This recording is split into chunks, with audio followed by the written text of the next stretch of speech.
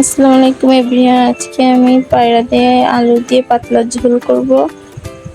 প্রথমে দুইটা পায়রা নিয়ে নিয়েছি, দেখেন এই দুটোকে এখন আল্লাহু আকবার দেওয়া হবে। আমার অনেক মায়া লাগতেছিল পায়রা দুটোর জন্য, কিন্তু কি আর করবো বলেন, আল্লাহ তো তাদেরকে সৃষ্টি করেছে আমাদের জন্যই। আমার আম্মু এগুলোরে জবাই করে কুটে পরিষ্কার করে দিচ্ছে, আর এখন প্রায় কাটা হয়ে গেছে। দেখেন পায়রাগুলোকে কুটে নিয়েছি, এখন আমি এটাকে রান্না করব।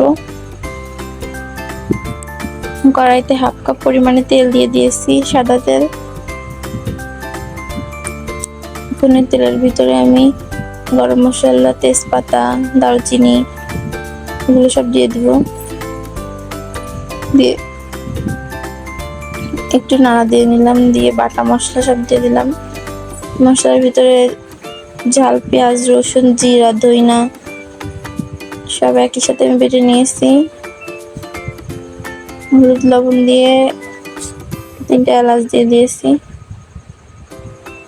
দিয়ে মশলাটা একটু নাড়াচাড়া দিব, 2-3 মিনিট নাড়াচাড়া দিয়ে এটাকে আমি অল্প একটু বাটির ধোয়া পানি দিয়ে দিব। এখন মশলা বাটি ধোয়া পানি দিয়ে এটাকে আমি ঢাকনা দিয়ে ঢেকে দিব।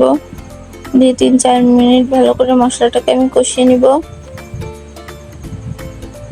মশলাটা সবসময় ভালো করে কষাবেন, না হলে মশলা দিয়ে একটি কাঁচা কাঁচা গন্ধ বেরোবে।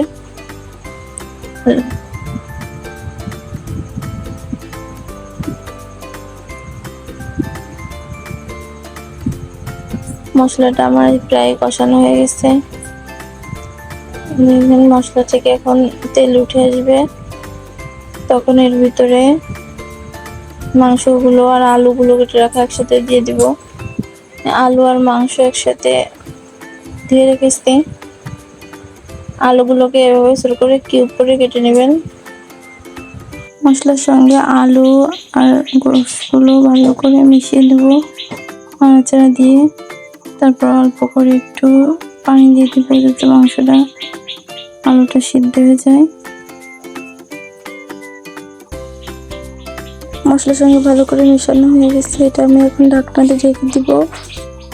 ঢাকনা দিয়ে ঢেকে 8-9 মিনিট ভালোভাবে জাল করব। মাঝে মাঝে একটু ঢাকনাটা উঁচু করে একটু নাড়াচাড়া দিয়ে নেবেন, তাহলে মশলাটা যত ভালো কষানো হবে তত খেতে বেশি মজা লাগবে।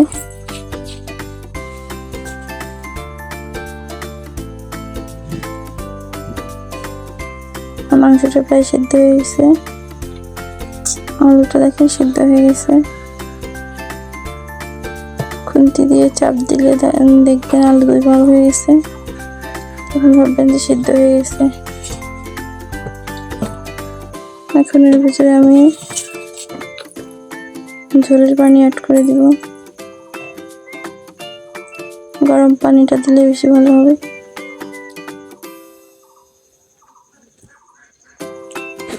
এখন আমি ঝোলের পানি অ্যাড করে দিব। পানিটা একটু বেশি করে দিবেন, কারণ পায়রাটা একটু ঝোল রাখলে এটা বেশি ভালো। পায়রার ঝোলটাই উপকার বেশি। আমি বেশি করে পানি দিয়ে দিয়েছি। এখন এটাকে আমি ঢাকনা দিয়ে ঢেকে যখন জাল করে নিব, ততটুকু যে ঝোল রাখবেন। মাঝে মাঝে একটু নাড়াচাড়া দিয়ে নেবেন। রান্নাটা প্রায় হয়ে এসেছে, আমি বেশি ঝোল টানাবো না। লবণ চেখে দেখলাম হালকা একটু কম হয়েছে, লবণ দিয়ে দিলাম। পর্যায়ে আমার রান্না হয়ে গেছে, দেখেন চুলা জ্বালা অফ করে দিয়েছি। দেখেন কত সুন্দর লোভনীয় হয়েছে, দেখলেই বোঝা যাচ্ছে মাশাআল্লাহ। আজকের মতো বিদায় নিচ্ছি, আল্লাহ হাফেজ।